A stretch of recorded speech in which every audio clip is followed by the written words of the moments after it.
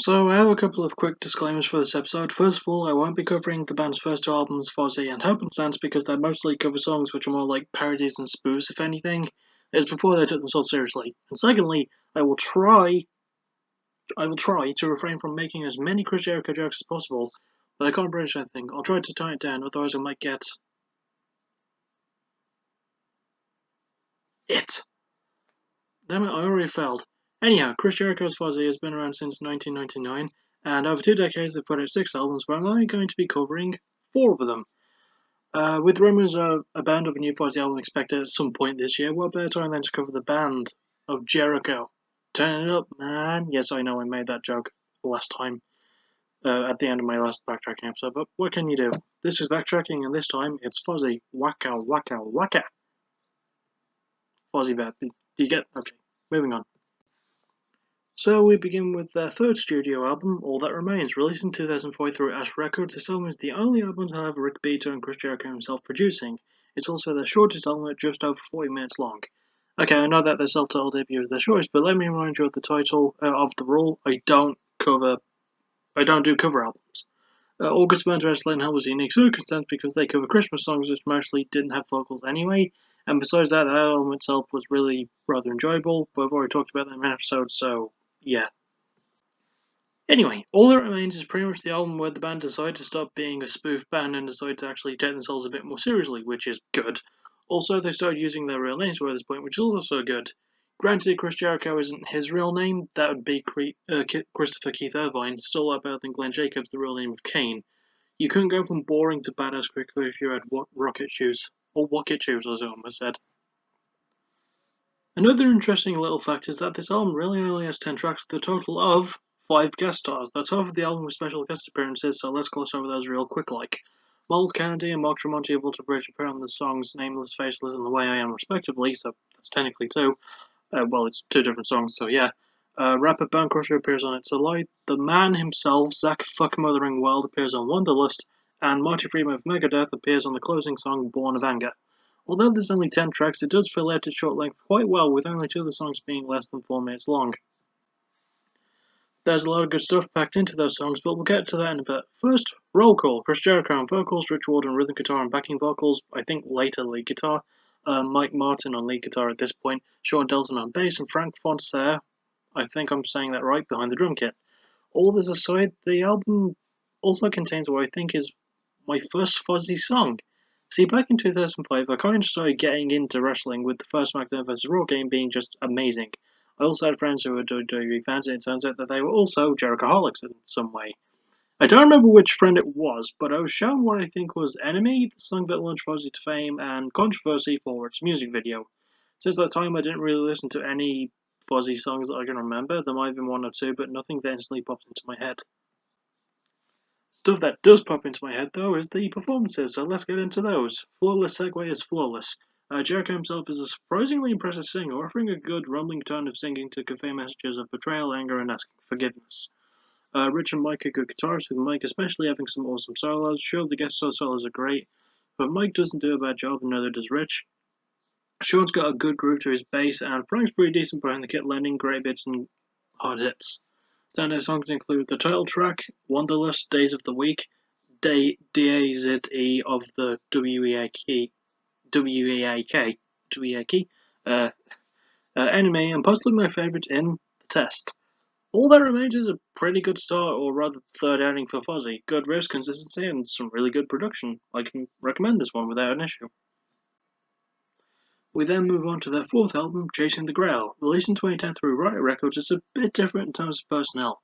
It's the first and only Fozzy album to feature the band as a 4-piece, with the only absent member being lead guitarist Mike Martin, although he did co-write the final track Wormwood, so he was still on the album in some way technically.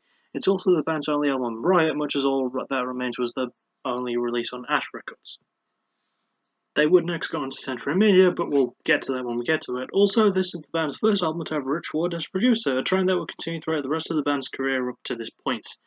And finally, this is the band's longest album, just barely over an hour and a half. Sorry, at just barely over an hour and 5 minutes, and yet you would think that would get boring after a while. Turns out no. Adding some nice weird prog metal elements to mix things up, Chasing the Grail is surprisingly good. It's got this nice fast pace to it throughout and it maintains a good level of consistency throughout the length. Now, with the album's 12 tracks, which I consider a bit above average for, uh, you know, for an album, like I consider that a bit above average, you might be wondering how the album passes an hour. I'll tell you. The last song, Wormwood. It's almost 14 minutes long, and I kid you not, on the version of the album that I found to listen to on YouTube, it was cut into two parts. It was part of a playlist, so that was understandable, but still. Having said that, whilst it sounds like I'm bragging on the song, I actually really liked it. I haven't heard many songs exceeding 10 minutes in length, but those that do usually have like 3, 4, 5 chances to stop the song itself before hitting us with a bridging instrumental part, fading a breakdown, then leading to another riff or bass line or drum beat or what have you. But with Wormwood, it's a lot different. It keeps the album's fast pace throughout its length, the solos and riffs are absolutely astounding, the messages of wondering if a god can truly say something loud and clear, the drumming and bass are both phenomenal, and there are some really nice production elements as well, along with some sweeping keyboard sounds to things in the faint backdrop, which I really, really enjoy. Speaking of the song's messages, they're a bit easier to tell apart than they were on All That Remains. Sorry about that. And there's more often themes of greed, insanity, some religious stuff, and overcoming the demons that once controlled you. It seems that the long period between the releases helped, and yes, this is the longest period, with 5 years between Chasing the Grail and All That Remains, because Chasing the Grail was released in 2010. In that time, things have improved. Jericho's vocals sound a lot cleaner, and his lyrics carry more weight. Ritual creates some good riffs, picking fast with some blindingly quick and amazing solos. Delson's bass is easier to hear this time, probably getting more time than on any other album, plucking and fingering along with everyone else. And Frank's drumming steps up in speed, timing, and power, providing a huge backbone to the sound of things and stuff. Then the songs include More to Know More, God Paints His Nails, Let the Madness Begin, Paraskevidekatriophobia, which is the phobia of Friday the 13th, and the closing track in Wormwood is possibly my personal favourite. It's really, really good. Chasing the Grail is a huge step up from All That Remains, with more solos, better production, and the feeling of less is more playing off really well. I can highly recommend this one. Also, props to me for being able to say Paraskevidekatriophobia without having to do it twice. Well, except for doing it twice just then. Yeah, moving on. Next up is their fifth album, Sin and Bones. Released in 2012 through Century Media, there are a couple of changes for this one. For one thing is a new bassist replacing Sean Delson with Paul DeLeo, and the band are a five-piece again with the induction of new rhythm guitarist Billy Gray. Also, there are a couple of guest appearances. M. Shadows appears on the song Sandpaper, and Phil Campbell appears for a guitar solo on She's My Addiction. Now, I'll be right up front with everyone. When I first started this album, I didn't really know how to feel about it. The musical structure felt a bit all over the place to me, and it was difficult to follow. There isn't as much of a fast pace as there was in Chasing the Grail, but Sin and Bones is still a good album. It's more of a step forward as opposed to what I first felt to be a step back, and an album doesn't have to be as heavy as its predecessor to stay in your head, it seems. There's more maturity to Sin and Bones. Granted, that could be due to the fact that Jericho was almost 42 when this album came out, but I'm not here to judge those numbers. The numbers I will judge are in relation to the album's length. It's 50 minutes, so good balance, but there are a few songs where it feels a bit dragged out at times. There are only 10 tracks to fill that running time, and a few of those are longer than they need to be. One of these songs, A Past Life, Bridge is almost 7 minutes in length, but it could have easily ended in half that time, maybe just a little bit more than that. Sure, it's not a bad song, but it gets pretty repetitive to hit the same breakdown 4 times in a row near the end of a song. Sadly, A Past Life is not an isolated incident, which is a shame because lyrically it's a huge step up. It deals with more serious subjects such as violence, insanity, drug addiction, like the last song Storm the Beaches, basically telling a story about a young soldier fighting in World War II from his enrollment to fighting the war itself to dying in battle. It's an 11.5-minute long epic of a song telling a great story in 5 segments. Prologue, Eisenhower's Letter, Able Company, Baker Company, and Requiem. It's a great way to close an album and run through the many styles of the album itself with a great balance of light and heavy sounds. Another factor of the album is screams! We finally have screams. And they sound pretty awesome. They're not used all that much though, which is a shame because Jericho can scream pretty damn well. His vocals sound fine as they are, but it would have been nice to hear him scream more. Adding that layer to him adds more diversity, and it just sounds really, really good to me. As I mentioned, his lyrics have improved hugely, with his delivery of them being business as usual for Y2J, Warden Gray, both provide good guitar chops, and although there are fewer solos, there are some more memorable intro riffs along with great breakdowns aplenty, and Frank's drumming has more timing down and its sounding as mature as the album itself. And Paul is given a good induction to the fold as well, adding some good grooves and scales. Standout songs include Spider in My Mouth, there's not really one in my mouth, that'd be gross, the title track, Blood Happens, Shine Forever, and my favourite and closer, Storm the Beaches. Sin and Bones might drag out a little bit in a few places and the music might seem a bit jumpy from time to time, but it steps up in maturity and adds some interesting storytelling elements while sticking to a good core sound. I can recommend this one, but it's the somewhat cautious entry when it comes to the series, so stay on your toes should you decide to listen to it. It is a good album, but it could throw you off, so be wary if you so decide to put this one on for yourself. And lastly, for now at least, we reached their 6th studio album, Do You Want to Start a War? Released in 2014, pretty much everything is the same producer, same lineup, and same record label. And as always, we get the guest stars out of the way, so let's do that. Michael Starr from Steel Panther appears on the song Tonight, and Christy Cook appears on the song Unstoppable. I have no idea who Christy Cook is, but yeah. As for the album itself, it's a huge step up from Sin and Bones. There's the same balance of tones, but there's much more heaviness without there being the fast pace that there was on Chasing the Grail, and it's probably the most balanced and accessible album, I think. One thing that I love is that we get more screaming, a lot more, but it's not too much that it throws a wrench into how things sound and makes it all in balance. Much like Sin and Bones, it's only done when it's needed to be done.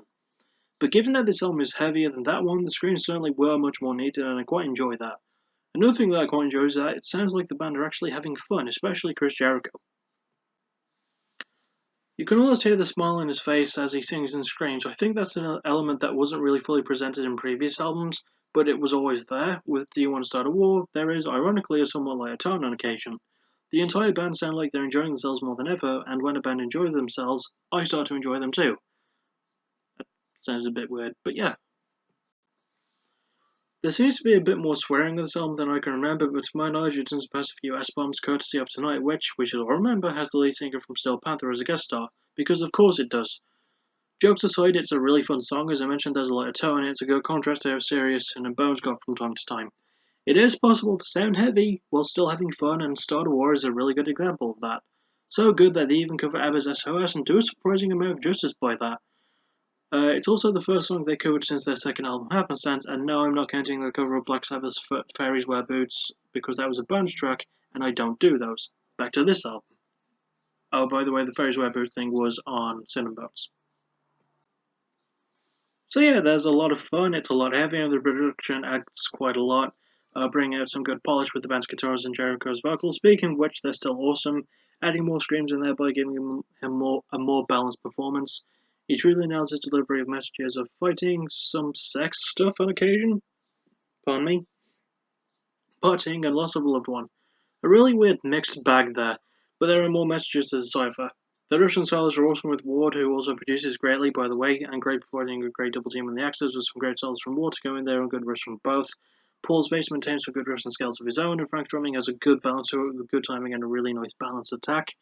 Standout songs include the intro title track, Lights Go Out, Tonight, Brides of Fire, and possibly my favourite in Died With You.